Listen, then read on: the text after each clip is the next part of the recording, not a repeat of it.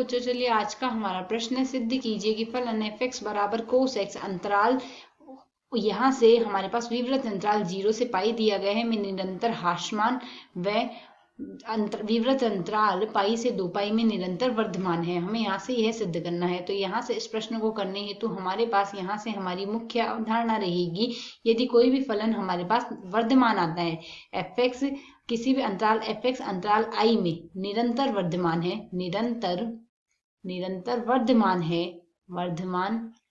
है, यदि हमारे पास x1 का मान हमारे पास x2 से बड़ा है, तो उस स्थिति में हमारे पास fx1 का मान भी fx2 से बड़ा ही आना चाहिए। इस स्थिति में तो फलन निरंतर वर्धमान है और यही फलन हमारे पास निरंतर ह्रासमान है, यदि हमारे पास x1 का मान x2 से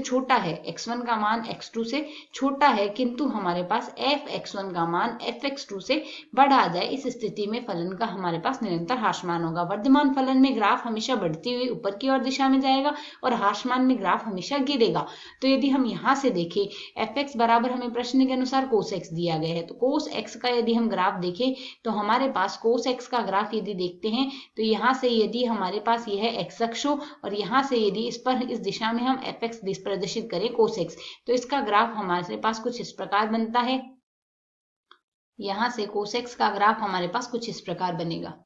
तो यहाँ से यह बिंदु 0 x को 0 पर है, यह मान x का पाई बट्टे 2 है और यहाँ से हमारे पास मान आएगा पाई, यह बिंदु आएगा 3 पाई/2 और यहाँ से इस बिंदु पर मान 2 पाई है यह बिंदु। तो यहाँ से यह cos x का हमारे पास ग्राफ बनेगा। तो जैसा कि हम यहाँ से देख सकते हैं, हमें अंतराल 0 से पाई दिया गया है, तो अंतराल 0 से पाई के मध्य cos x का जो ग्राफ है वह लगातार नीचे की ओर गिर रहा है। अगर नीचे की ओर गिर रहा है तो इसका अर्थ हम कह सकते हैं, यह 0 से पाई/2 हमने देख लिया, इसी प्रकार पाई/2 से आगे और देखें हम तो पाई/2 से पाई तक भी यह ग्राफ हमेशा नीचे की ओर ही जा रहा है, अर्थात यह ग्राफ हमारे पास निरंतर ह्रासमान हो गया। ठीक इसी प्रकार यदि पाई से 2 पाई के मध्य देखें तो यह ग्राफ हमेशा हमारे पास धीरे धीरे ऊपर की ओर बढ़े ही जा रहा है। तो बढ़ते बढ़ते यहाँ से हम कह सकते हैं ग्राफ का फलन हमारे पास निरंतर वर्धमान है। अतः यहाँ से हम सिद्ध कर रहे हैं कि 0 से पाई के मध्य फलन निरंतर ह्रासमान व पाई से 2 पाई के मध्य निरंतर वर्धमान है, और यही हमें सिद्ध करना था। आशा है समझ आया। धन्यवाद।